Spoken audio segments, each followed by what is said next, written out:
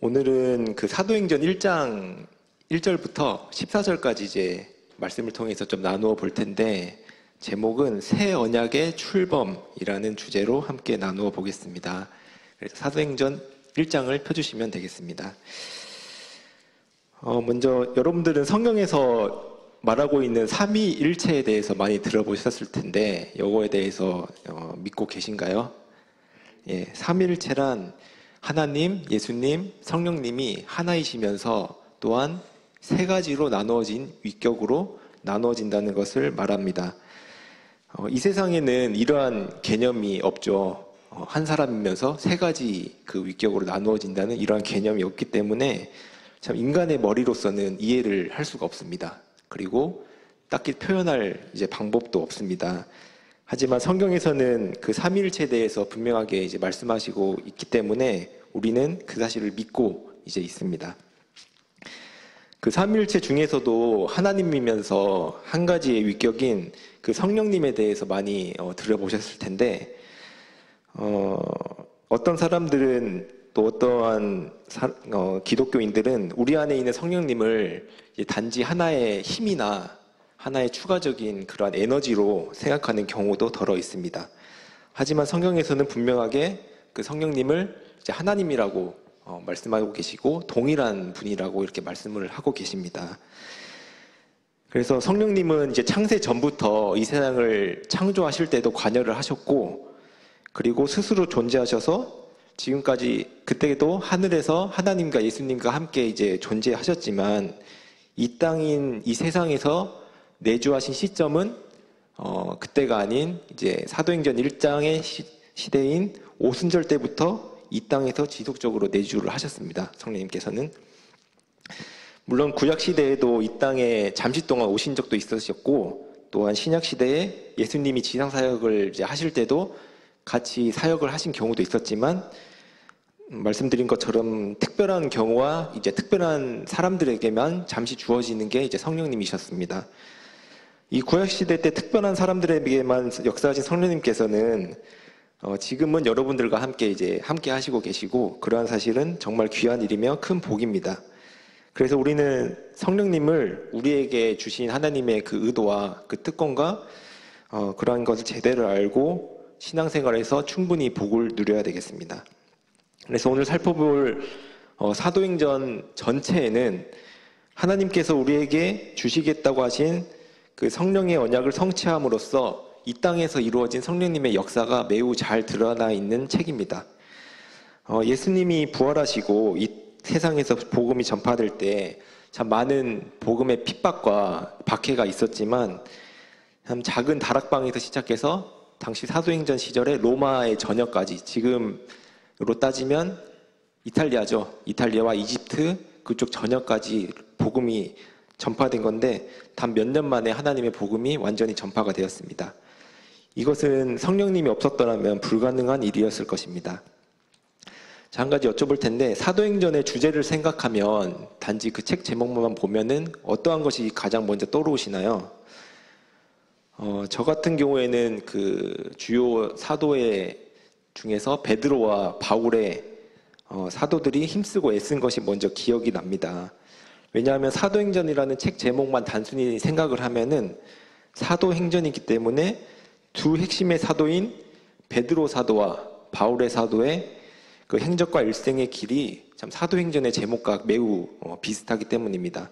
물론 베드로와 바울이 그 뛰어난 동료들, 같은 사도들과 긴밀하게 협력해서 복음을 전파하고 힘쓴 것은 물론 맞지만, 앞서 말씀드린 것처럼 예수님의 부활 후 그 성령님의 사역이 매우 잘 드러나 있습니다. 그리고 바울과 베드로 등 사도들은 예수님께 훈련을 받고 또 가르침을 받았기 때문에 참 복음의 지식이 풍성하고 그 자질이 충분했습니다. 그렇지만 성령님께서 주신 그 권능이라는 힘이 없었더라면 그 사도로서의 제자의 역할이 참 어려웠을 거라고 생각이 듭니다. 그래서 하나님께서는 사도행전 기간에 그 사도의 개개인들을 통해서보다 당시 성령 충만한 신생 공동체인 초기 교회를 통해서 더 많이 말씀하셨습니다. 그렇기 때문에 사도행전을 어떻게 보면 성령 행전으로 연상해서 그 사도행전을 좀 살펴본다면 전 그 의미하는 바를 아는데 더 좋을 것 같습니다. 그래서 오늘은 사도행전의 첫 시간이기 때문에 본문에 들어가기 앞서서 사도행전의 전체적인 목적과 배경을 좀 더 말씀드리고 본문에 들어가도록 하겠습니다. 먼저 사도행전의 저자가 누구라고 알고 계시는가요? 예, 누가입니다. 바로 누가복음을 쓴 그 누가와 동일한 누가입니다. 신약성경의 그 순서를 보시면 마태, 마가, 누가, 요한복음 이렇게 이어지는데요. 그 요한복음 다음에 사도행전이 이어집니다. 요한복음 다음에 사도행전이 이어지기 때문에 그것을 누가복음과 사도행전을 별개의 책으로 보기보다는 누가가 쓴 1부작이 이제 누가복음이고 2부작이 어떻게 보면 사도행전이라고 생각하시면 좋겠습니다. 그래서 1부작인 누가가 쓴 누가복음은 그리스도, 예수님의 생애에 대한 역사적 기록입니다. 누가복음에는 예수님은 하나님이셨지만 참 육신의 몸을 입고 완전한 사람이 되어서 인류의 모든 죄를 위해서 십자가에서 돌아가시고 다시 죽음을 이기시고 부활하신 것이 누가복음의 전체의 스토리입니다. 근데 누가복음의 마지막 부분에 예수님이 하신 말씀이 있습니다. 바로 이 땅에서의 누가복음 24장 48절을 보시면 찾진 않겠습니다. 예수님이 제자들에 대해서 이 모든 일에 대해서 증인이라고 제자들에게 친히 말씀을 하십니다. 그렇게 예수님의 제자들은 그 누가복음에 기록되어 있는 예수님의 그 모든 사역에 대해서 증인인 것입니다. 이 말씀이 제자들에게 증인이라고 하신 이 말씀이 다음에 이어질 누가의 2부작인 사도행전에 참 다리 역할을 해주는 말씀이라고 보시면 되겠습니다. 그리고 제2부작인 사도행전의 막이 오릅니다. 당시 예수님의 11명의 제자죠. 한 명은 이제 배반을 했는데 11명의 제자들은 새롭게 예수님의 제자로 위임되었지만 제자들로서 임무를 할 수 있는 최종 권능은 없었습니다. 그래서 예수님께서는 제자들에게 권능을 주실 성령님을 주신다고 약속을 하셨습니다. 이 땅에서. 그리고 예수님의 승천 이후 하늘로 올라가신 이후에 마침내 제자들에게 성령의 능력이 임하셨고 이때부터 그들은 기쁜 소식인 복음을 성전과 이 세상에서 담대하게 전파할 수 있었습니다. 즉 다시 말하면 성령님이 제자들에게 임함으로써 예수님의 증인으로서의 능력과 역할이 본격적으로 시작된 것입니다. 예수님의 증인인 제자들이 전파하는 복음은 그 당시에 유대인들이 착각하고 있던 그 구원의 방법이 아닌 오직 예수님을 믿음으로 말미암아 구원을 받는 것이었습니다. 그 당시 유대인들은 하나님의 구원의 방법에 대해서 여전히 정치적, 군사적으로, 세계적으로 이스라엘을 회복시키시고 강대국이 되는 것으로 착각하고 있었습니다. 당시 예수님이 제자들에게 가르치신 참된 복음은 예루살렘에서 그 주변 지역으로 그리고 사마리아에서 이방인 땅으로 마침내 로마 제국으로 퍼져나갑니다. 그리고 사도행전은 마지막 부분에 보시면 깔끔한 결말이 없습니다. 오히려 그런 깔끔한 결말이 없고 사도 바울이 2년간 가택에서 연금을 당하면서 연금을 당한 상태로 끝납니다. 하지만 이렇게 하나님께서 사도행전을 깔끔한 결말 없이 종결시킨 것은 참 하나님의 의도가 분명합니다. 아직도 사도행전은 진행 중이라는 것을 의미하는 바입니다. 그래서 사도행전 이야기는 오늘도 계속됩니다. 앞으로 교회사를 쓰는 임무는 그 사도들과 제자들을 거쳐 이제 우리의 임무가 된 것입니다. 지금 정리하자면 사도행전은 권능이 없던 예수님의 제자들이 사도행전의 새 언약의 출범으로 성령님의 능력을 입게 되어 예수님의 부활 후 30년 동안 복음을 전하면서 이 시대의 교회인 새 언약의 공동체가 경이롭게 놀랍게 성장되는 것을 이야기합니다. 그렇다면 우리는 아직도 이렇게 진행 중인 우리의 임무를 어떻게 추진해 갈 수 있을까요? 또한 어떠한 힘으로 나아갈 수 있을까요? 그 부분을 다음 이어질 사도행전 1장 전반부에서 볼 수 있습니다. 오늘은 17절까지 좀 살펴볼 텐데요. 먼저 본문을 한번 보시겠습니다. 사도행전 1장 그 1절부터 2절입니다. 제가 읽도록 하겠습니다. 데오빌로여, 내가 먼저 쓴 글에는 무릇 예수께서 행하시며 가르치시기를 시작하신부터 그가 택하신 사도들에게 성령으로 명하시고 승천하신 날까지의 일을 기록하였노라. 1절에는 데오빌로여라고 시작을 합니다. 누가는 그 누가복음과 마찬가지로 데오빌로라는 사람에게 사도행전을 쓰고 있습니다. 여기서 데오빌로라는 사람을 간단하게만 짚고 넘어가겠습니다. 데오빌로가 정확히 어떤 사람인지에는 나와 있지 않습니다. 하지만 여러 문맥과 상황을 통해서 좀 유추해 볼 수 있는데요. 데오빌로라는 사람의 그 이름의 뜻은 그 하나님을 사랑하는 자라는 뜻입니다. 당시 고대 그 부유층에는 이러한 좀 문화가 있었는데요. 자신의 이익을 달성하고자 역사의 어떠한 기록을 다른 사람에게 시켜서 기록하게 하는 그러한 관습과 문화가 좀 있었습니다. 그래서 또한 누가복음 1장 4절을 보면 당시 누가가 누가복음을 쓴 이유를 데오빌로라는 사람이 기존에 알고 있던 사실을 더욱 확실하게 하기 위해서 누가복음을 썼다고 또한 누가복음에 적혀져 있습니다. 따라서 하나님을 사랑하는 자인 데오빌로는 그 당시 누가에게 하나님을 사랑하는 자들을 위해서 예수님의 전체 생애에 대해서 참 꼼꼼하게 기록하게 했고, 장차 교회 신앙을 떠받칠 진실을 상세하게 기록하게 했습니다. 이어서 사도행전 1장 1절에서는 그 일부작인 누가의 누가복음을 간략하게 뒤돌아보고 있는데요. 1절에 보시면 내가 먼저 쓴 글, 즉 누가복음이죠. 내가 먼저 쓴 글에는 무릇 예수께서 행하시며 가르치기를 시작하신부터 라고 되어 있습니다. 이는 앞서 말씀드린 누가복음의 메시지인 예수님의 지상 사역을 말하고 있습니다. 그리고 마지막에 부터라고 종결시키면서 누가복음과 사도행전을 분명하게 구분은 짓고 있지만 그 사이를 무언가로 메워야 할 만큼 큰 단절이 있는 것은 아닙니다. 그리고 1절 마지막에 시작하심이라는 단어가 있습니다. 이 시작하심의 단어는 아직 예수님의 지상사역이 끝나지 않았다는 것을 의미합니다. 그 예수님이 부활하시고 이 지상사역이 끝나지 않았다는 것을 의미하고, 즉 앞으로 더 할 일이 많다는 것을 의미합니다. 그렇게 1절 이후에 2절에 보시면 갑자기 예수님께서 부활하셔가지고 하늘로 이제 승천하셨다고 말씀을 하고 계십니다. 그렇다면 1절에 그 시작하신 것에 대한 끝은 과연 어디일 것인가요? 그것은 2절에 있는 그가 택하신 사도들에게 성령으로 명하시고라는 말에 답이 담겨 있습니다.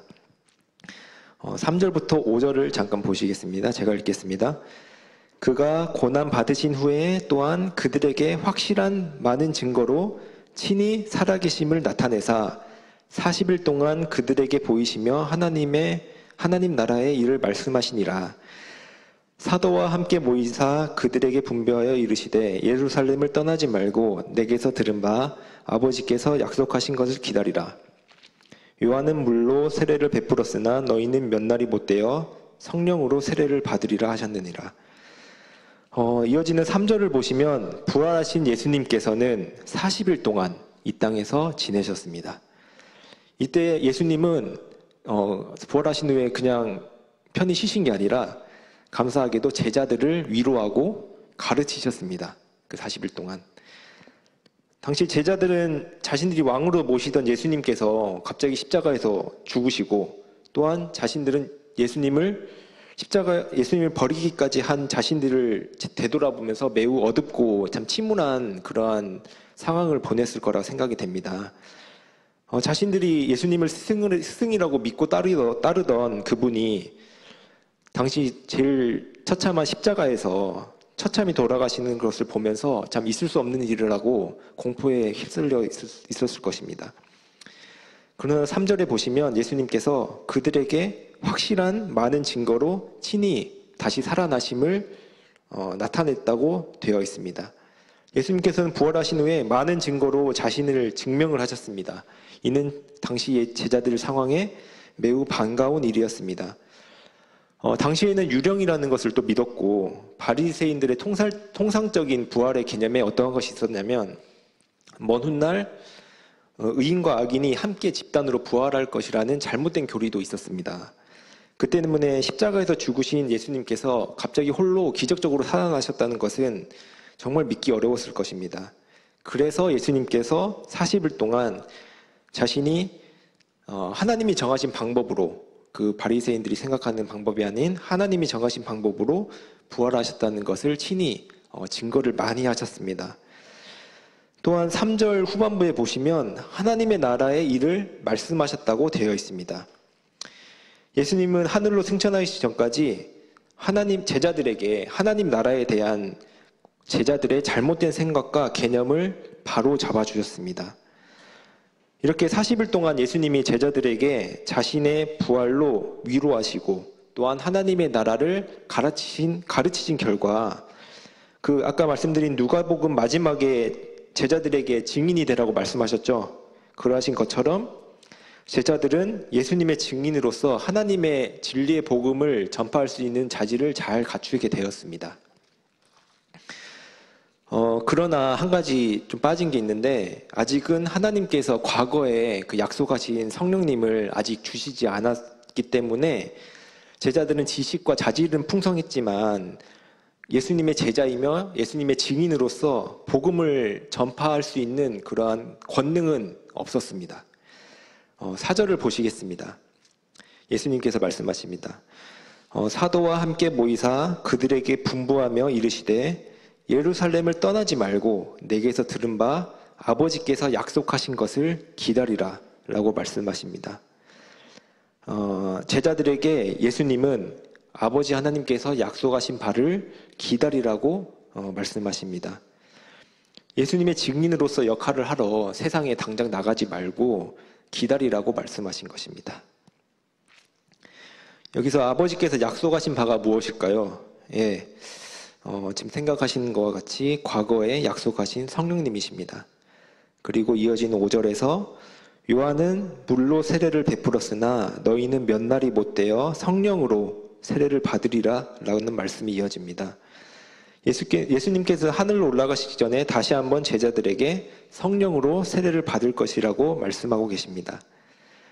이렇게 이뿐만 아니라 구약시대부터 성령님을 약속을 하셨는데, 누가의 일부장인 누가복음에서도 성령님을 이 땅에 주시겠다고 많이 말씀을 하신 것으로 기록이 되어 있습니다. 그 중에 몇 가지만 제가 말씀을 드리면, 누가복음 3장 16절에서는 세례 요한이 예수님이 성령과 불로 너희에게 세례를 베푸실 것이라고 말씀하셨고, 또한 11장 13절에서는 너희 하늘 아버지께서 구하는 자에게 성령을 주시지 않겠느냐라고 말씀하셨고, 또한 다른 말씀에서는 제자들이 후에 박해와 핍박을 많이 받을 것이라고 말씀하시면서 사람이 너희를 회당이나 위정자나 권세 있는 자 앞에 끌고 가거든 어떻게 무엇으로 대답하여 무엇으로 말할까 염려하지 말고 마땅히 할 말을 성령님이 곧 그때에 너에게 가르치시리라고 말씀하셨습니다.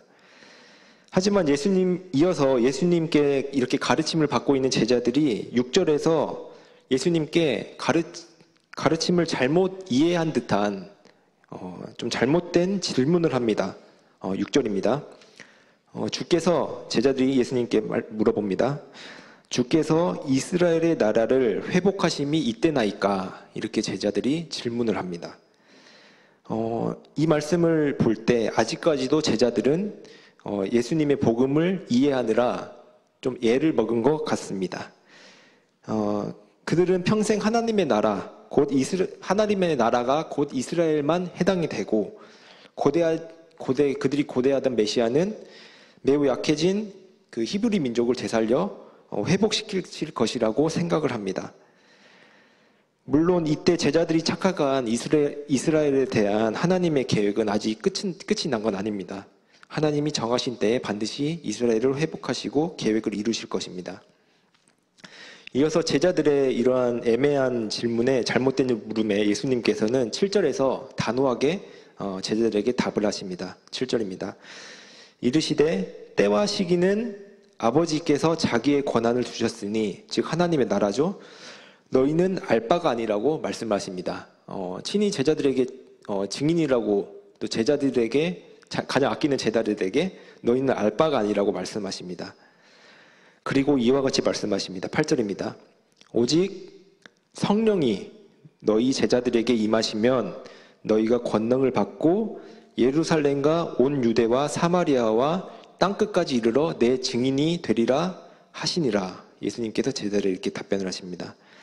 즉 제자들에게 그 이스라엘을 회복시키는 그 하나님의 때는 알려고 하지도 말고 오히려 하나님의 구원의 계획을 성취한 그 십자가 사역에 대한 예수님의 증인이 되어라라는 새 언약을 이때 주시게 됩니다.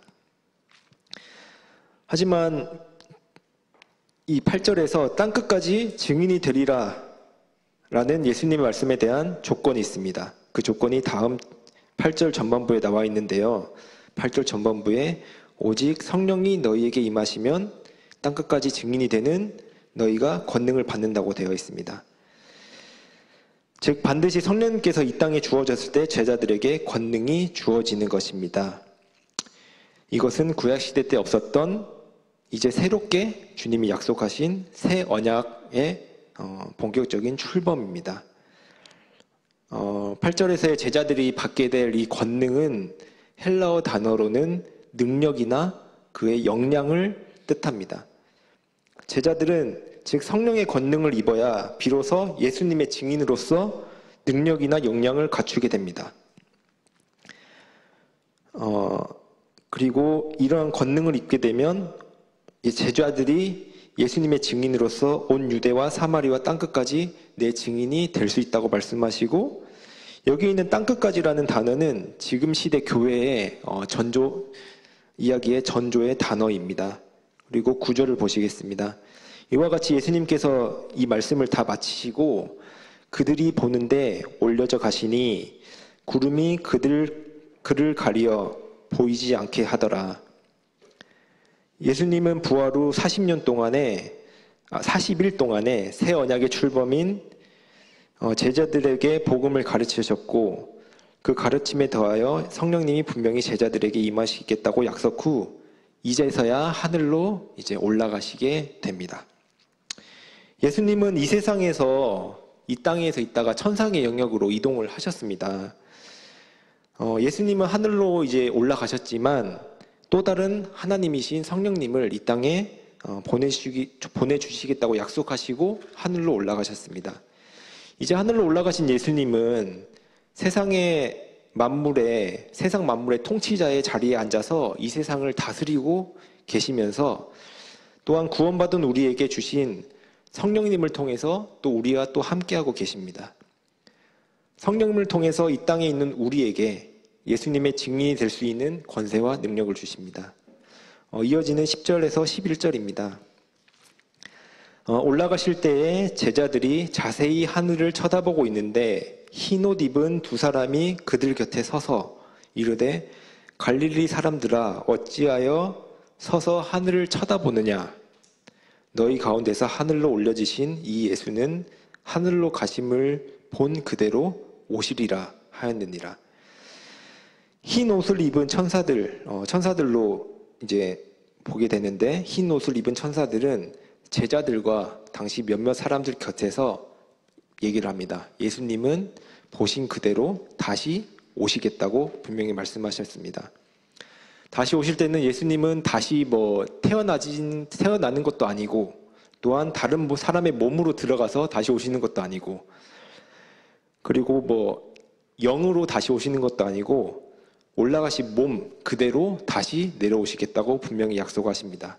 이 약속의 말씀은 반드시 성취될 것이고 우리는 기다리고 있습니다. 이렇게 제자들은 그 40일이라는 짧은 기간 동안에 엄청난 경험을 직접 목격을 했습니다. 십자가에서 죽으신 예수님이 갑자기 다시 살아나시고, 심지어 살아나셔서 제자들에게 40일 동안 가르치시고 위로해 주시고, 또한 하나님에 대한 하나님 나라에 대한 개념을 제자들에게 다 바로 다시 한번 잡아주시고, 또한 구약에, 그 유대인들이 잘 알고 있던 구약에 잠시 주어진 그 성령님을, 특별한 사람과 어떠한 상황에만 주어진 성령님을 주시겠다고 하시고, 그리고 심지어는 제자들이 보는 가운데 그대로 하늘로 올라가 버리십니다. 이러한 엄청난 경험을 단기간에 한 제자들은 믿음으로 다시 한번 똘똘 뭉쳐서 한 장소로 이동을 하게 됩니다. 이어지는 12절을 보시면 예루살렘으로 이동을 하게 되는데요. 이는 예루살렘에서 전 세계로 전역으로 복음이 뻗어나가는 시작점인 곳입니다. 예루살렘이. 그리고 13절에 그 제자들의 이름이 나열되어 있습니다. 정확히 사도의 이름들이 나열되어 있는데, 예수님을 배반한 제자 한 명을 제외하고 11명이 한 곳으로 이제 뭉치게 됩니다. 이때 주목해 볼 만한 구절이 14절에 이어집니다. 14절을 한번 보시겠습니다. 여자들과 예수의 어머니 마리아와 예수의 아우들과 더불어 마음을 같이하여 오로지 기도에 힘쓰니라. 네, 11명의 제자들과 예수님의 그 가족들은 엄청난 경험을 하고, 당시 예수님이 40일 동안 자신들을 가르쳐 주신 것을 기억했을 겁니다. 바로 예수님은 또한 성령님을 우리에게 주실 것이고, 그 성령님이 우리에게 임하였을 때 본격적으로 예수님의 증인의 임무가 시작된다는 것이지요. 특히 14절 후반부를 한번 보시겠습니다. 이때 제자들의 태도와 그 기다림의 자세가 나와 있습니다. 바로 오로지 기도에 힘썼다는 것입니다. 이 부분에서 우리는 기도의 중요성을 다시 한번 알 수 있습니다. 이렇게 제자들은 그 새 언약의 출범을 위해서 그 어느 것도 아닌 오로지 그 기도에 힘써서 성령님의 권능을 기다리고 있었던 것입니다. 그러면 좀 적용 부분에서 좀 살펴보기를 원합니다. 한 2가지 정도를 이렇게 앞서 살펴본 말씀을 통해서 2가지 정도를 우리는 좀 살펴볼 수 있는데요. 첫 번째로 우리 안에 계신 성령님을 감사하는 마음을 가져야 합니다. 여러분들 잘 알다시피 이 세상은 시시각각으로 엄청난 변화를 하고 있습니다. 세상의 그 유행이나 그 문화들은 일정 시간이 지나면 없어지고 도태됩니다.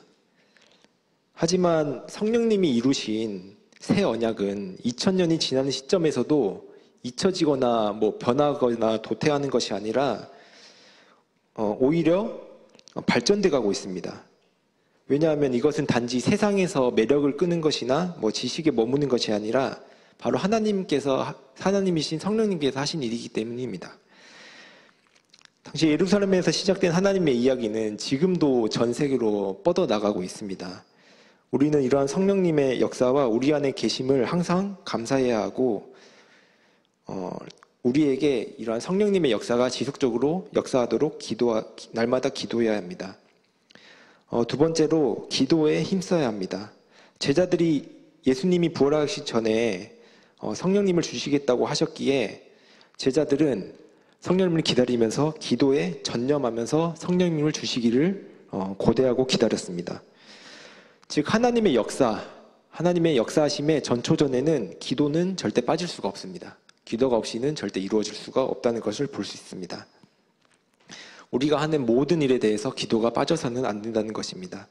한 가지 생각나는 이야기가 있는데, 저에게 많은 마음의 울림을 준 이야기가 있는데, 내가 기도하고 하지 않고 있는 것은 단지 귀찮고 게을러서가 아니라 그 하나님과 예수님의 능력을 신뢰하지 못해서 우리가 기도에 힘쓰지 못한다는 것입니다. 내가 하는 모든 일과 이제 모든 사역이 내 힘으로 된다는 교만한 생각을 가지고 있기에 기도를 하지 않는다는 것입니다. 기도에 힘쓰는 자는 오로지 하나님을 온전하고 신뢰하고 믿는 자입니다. 이러한 것을 생각할 때 참 기도를 게을리 할 수가 없는 것입니다. 하나님의 사역과 역사에는 기도는 반드시 필수적인 것입니다. 주님 안에서 우리의 소망과 비전과 어떠한 계획이 있다면 기도에 반드시 힘써야 하나님께서는 주십니다. 하나님께서 약속하신 대로 우리에게 구약에 없던 성령님을 우리에게 주셨기 때문에 우리는 새 언약의 수혜자입니다. 다시 한번 이러한 특권을 주신 하나님께 감사를 드립니다. 기도하시고 말씀 시간 마치도록 하겠습니다. 아버지 하나님 감사를 드립니다. 참 우리를 구원해 주시고 우리에게 성령님을 주셔서 하나님을 찾게 해주시고 또한 이렇게 한자리에 모일 수 있는 것을 인도해 주신 하나님의 은혜에 감사를 드립니다. 우리가 어떠한 일에 있어서 우리 자신의 노력과 의지가 아닌 모든 것을 하나님께 아뢰고 기도할 수 있는 그 마음을 잊지 않고 항상 마음에 새길 수 있도록 인도해 주시길 바랍니다. 오늘 이 시간 함께해 주셔서 감사를 드립니다. 예수님 이름으로 기도드렸습니다. 아멘.